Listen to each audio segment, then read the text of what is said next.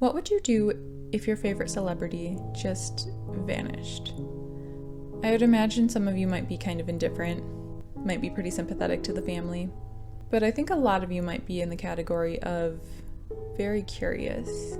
I know I would be. I'd be wondering, is this a publicity stunt? Or is something really wrong here? Do we need to be searching for this person? What do we do?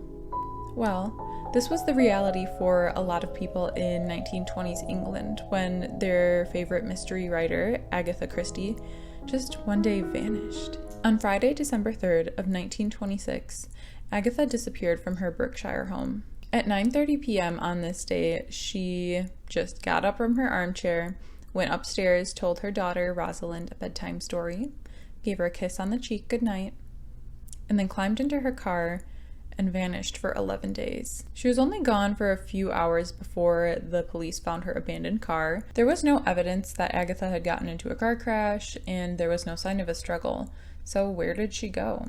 It seemed like she had vanished into thin air. But I'm getting ahead of myself. I really need to back up so I can give you some much needed context to the story. Before we get into it, it would be really cool if you subscribed or liked the video if you enjoy it. It really helps my channel, but no pressure. If you're just chilling, sussing out the vibe, that's totally cool too. So Agatha Christie was a crime novelist who wrote about 70 books from the 1920s to the 1970s.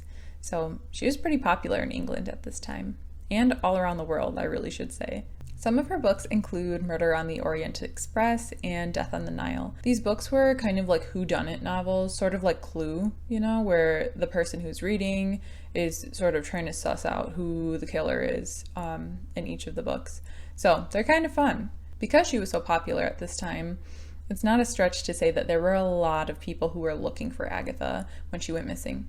Now, despite being loved by her fans, Agatha's home life may not have been all it was chalked up to be. Agatha was married to a handsome young aviator named Archie Christie, and Archie was maybe not the best guy to be with. So the two met at a ball in 1912, and Archie swept Agatha off her feet with his charm and confidence. And also probably because Agatha thought he was cute. Unfortunately, Archie was the kind of guy who would schmooze with all the ladies. Agatha was warned by her mother about Archie's promiscuity, but she didn't listen. She was just blinded by love.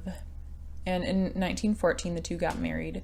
And after that, in 1919, the two welcomed their daughter Rosalind into the world. So now you see kind of why Agatha might have been itching to leave here, if she's being cheated on and all of that, then, she might not want to stick around. And I'm sorry to say, but things are really just going to get harder and harder from the time that Agatha and Archie get married to when she disappears. So things just really kept getting harder and harder because Agatha's mom died in 1926. Now, Agatha and her mom were really close. They would write to each other often, they'd see each other a lot, and on top of that, they just really seemed like they were vibing, They were like a mom and daughter pal kind of duo. So it's really rough on her, and it doesn't help that Agatha's mom's death brings on a massive bout of writer's block for Agatha. This makes sense, right? Because, if I'm slightly inconvenienced in my life, not even talking about death or anything like that, I don't even want to write a homework assignment, much less an actual book, right? So I'm sure that she's just going through her grieving process and trying to make sure that she is kosher before she gets back to her work. But the thing that takes the cake, the cherry on top, is that Archie, this little F-boy, is going around behind Agatha's back at this time, after her mom's death. He's just with his mistress. Archie's just out canoodling with this girl. And I say girl because she is 10 years younger than Agatha. Yeah, big yikes. I'm not really surprised by this man running around like a floozy. It's not like modern women can relate to that in any way. So this brings me back to the day that the police find her car abandoned. So we've already established that Agatha has some kind of motive to, be leaving. One, her husband's a douchebag and he's messing around behind her back. And 2, she's still grieving the loss of her mother. Regardless of the speculation, the police think it's the best idea to kind of hit the ground running as far as trying to find Agatha. So they gather a bunch of people to do a search for her, as well as just trying to figure out where they can start. Now, while they're kind of getting their bearings and, setting up for this search, the media is having a field day. And it's like the perfect tabloid story, right? Archie's out here messing with this other girl behind Agatha's back, and so she runs away. This is just exactly what a tabloid would want. They're going to dig their claws into it. And the writers were careful to try and, craft the perfect story to make it kind of mimic Agatha's whodunit novel. And Agatha was gone for a total of 11 days, so there was plenty of stuff to report on. Besides the juicy story, after the police kind of get their bearings and are like, okay, here's where we start. The manhunt is massive. And when I say massive, I mean massive. She's famous. Imagine if Kim K went missing. Everybody and their mom would be looking for her. So over 1,000 policemen were assigned to this case, and hundreds of civilians pitched into. And this might have also been the first time that airplanes were used to search for someone in a manhunt. So we had some eyes from the skies. 3 days after the search started, it was called off. And that was because Agatha's brother-in-law actually received a letter from her on the day that she went missing. This letter said that she was in Yorkshire for, quote, rest and treatment, unquote. The police were like, wait a second. No. And then they reopened the case. I guess it sounded a little fishy to them that she was just chilling in Yorkshire. So from this point, the police just kind of start spiraling, okay? Help me! I'm so ashamed! I'm spiraling! I'm spiraling! They brought in Agatha's dog to kind of see if it could smell anything, I guess, and then go from there. But unfortunately, the dog didn't find anything. He was just upset that his owner was missing, right? So the dog was whining and just really upset. So that was a bust. The next course of action from the police was to, then get some mediums in the house. So they got these mediums and they were like, okay, maybe from another dimension or something, you can tell us where Agatha went. And this didn't work either, clearly. So that was also a bust. Third plan of action was to comb through Agatha's past work and just see, if she put any clues in any of her writing. They didn't find anything with that either. So plan number 3 was also a bust. So the police are at their wits' end by this point. And so they think to themselves, Agatha was a crime novelist. What if we find other crime novelists to solve her disappearance? This didn't work either, clearly. I just think it's funny because they recruited Arthur Conan Doyle's, the writer of Sherlock Holmes, to also help with the case. So that was kind of funny to me. He didn't solve the case, unfortunately. So by this point, the media was still having a field day. The police are kind of failing at their jobs here. There's so much drama, so much juicy drama to really dive into. So they're having a great time. One thing that the media was doing at this point that was kind of weird was they were touting this very loose theory. So the area where Agatha's car was abandoned was by this natural spring called Silent Pool. And the media had seen that somewhere back in the day that 2 children had drowned in this natural spring. So through some mental gymnastics, they're thinking to themselves, okay, the most logical thing that happened to Agatha now is that she drowned herself in this natural spring. Airtight logic. Some media sources were also venturing to say that Archie had offed his wife. Personally, I find that one more believable than the silent pool drowning herself theory, but that's just me. And now these are all theories, and they're interesting theories, but we could talk theories all day, right? We should really get back to the facts. So after 8 days of being missing, the New York Times actually found some evidence. They found that Agatha, before she disappeared, had sent 3 letters to the people that she was close to. One was to her brother-in-law, like I said before. The other one was to her assistant, and it just kind of talked about general scheduling stuff. But the third was to Archie. Archie. You dumb idiot. We'll never know what was in that letter, because when the police asked Archie, hey, what's in that letter from your missing wife? He panicked and he threw it into the fire. He said there was nothing in there that would really lead to her being discovered, so therefore he just threw it in the fire. Allegedly. I always gotta save my butt with the allegedly there, because I don't want Archie to sue me from beyond the grave.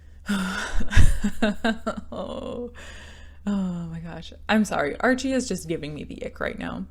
I'm just mad on Agatha's behalf that she married this dusty rat of a man, okay? So, Archie is unbothered by his wife's disappearance, right? But that doesn't mean that the public is not disturbed by her disappearance. By the end of her going missing, there were about 10,000 to 20,000 people who were actively looking for her. So it won't come as a surprise to you when I tell you that one of the people who were looking for her did find her. And that person was a young performer in the hotel in Yorkshire. This guy's looking up among the crowd and he's like, that lady looks like Agatha Christie. Is that Agatha Christie? I feel like that's Agatha Christie. And he was right. It was her. And you heard me right too. I said Yorkshire. Okay? She was in Yorkshire this whole time. What? What the fuck? Just like how she told her brother-in-law in that letter. You would think that the police would maybe go check, right? But no. They were like, that sounds kind of sus. I think no. I think that you were lying that whole time. So we're just going to check over here. Man, the cops are really just dropping the ball on this case. I'm just like getting annoyed all over again. When I was researching this, I was like, how? Right? How? You wouldn't check just for fun. Well, okay. The police dropped the ball on the whole search, but now they know where she is. Okay, so they have her. So the police are like, hey Archie, here's your wife, come pick her up. So I can imagine Archie is like sweating bullets at this point because he didn't even care to search for his wife when she was missing. He was just on his affair and, you know, it was all made so public. He's probably like, oh crap, Agatha's gonna be pissed at me. But no, when he went and picked her up, he was met with a blank stare. She didn't even really know who he was. She didn't even know who she was. After talking to her for a while, Archie said that she had suffered from, quote, the most complete loss of memory, end quote. Now, since she didn't know who she was, Agatha was going by an alias for the past 2 weeks, and that alias was Teresa Neal. And if you recall, what was the name of Archie's mistress? Nancy Neal. That would be correct. I'm not sure why Agatha would choose the name of her husband's mistress. But, like, I kind of think that's funny if she didn't do it on purpose. If she did do it on purpose, I'm like, okay, that was kind of fun too. And the media totally picked up on this. They asked Archie, they're like, why would she choose the name Neal if that's who you've been allegedly canoodling with? And he just kind of trying to change the subject. He was like, I don't know what you're talking about. So Agatha is home safe now, which is great. Slowly, Agatha's memory started to come back, but it was a pretty gradual process. Her and Archie were able to get a divorce, and she later remarried, and she was much happier. She didn't ever write about her disappearance or her shitty first marriage to Archie, saying, quote, there is no need to dwell on it, end quote. What a classy queen. Well, since Agatha never really confirmed or denied anything, we just have speculation to go off of. But there were a few main theories that I was able to find when I was researching. So let's talk about them. Okay, so a lot of people thought Agatha staged this whole ordeal in some way, shape, or form. There's two main theories about why, and one of these theories says it was all a big publicity stunt to promote her book, The Murder of Roger Ackroyd. And this doesn't totally make sense to me because the book was already on the shelves for about 6 months before she disappeared, so the timeline doesn't add up. I don't know why she wouldn't be staging a disappearance like right as her book was about to come out. Like, that would make more sense to me. It also doesn't make sense for her to just disappear right as she was becoming a household name and arguably at the peak of her stardom. The other theory about this all being staged had a different motive. This theory says Agatha staged the disappearance because she just wanted to be petty. It said that she staged everything to get back at Archie for fucking around behind her back with this Nancy Neal lady. On the weekend that Agatha went missing, Archie was going to meet up with his gal pal, so Agatha's curious disappearance would be the perfect shitstorm to disorient Archie and make him feel bad, I guess? I don't know what the point would have been behind this revenge plot because, yeah, it might ruin Archie's image in the public eye, but it really sounds like that he was already known for being a ladies' man and kind of an F-boy. This just seems way too elaborate and too much trouble for Agatha to go through for just some petty vengeance. Especially because Agatha refused to even talk about her marriage or her disappearance in public. That is, except this one time. So, this last theory seems the most plausible to me. And this theory says that she was in a dissociative fugue state, which caused her to lose her memory. Now, a fugue state can be brought on by extreme stress or psychological trauma. And since Agatha was getting roasted by the media so hard after her disappearance, she really only addressed it this one time. Agatha said she was suffering from suicidal ideations and depression on this day, and after she left on the day of her disappearance, Christie said she felt really horrible and she just wanted things to end. While she was driving on only a few hours of sleep, she recalls that she took her hands off the wheel, and that's when it kind of just drove by to that steep slope. She hit the brakes and she was flung around a little bit and hit her head. And that's kind of the last thing she remembers before she wound up at the train station covered in mud and blood. And those are really the main theories I have for you. While Agatha was masquerading as Teresa Neal, she barely had a care in the world, and she really just did what made her happy. Maybe we can all learn a lesson from Teresa. Well, that's all I have for you today. It would be so lovely if you liked and subscribed if you enjoyed the video. Let me know what you think of what was really going on in here in the comments. So, was Agatha really spot on about being in a fugue state, or was she full of BS? I'll see you next time. Bye.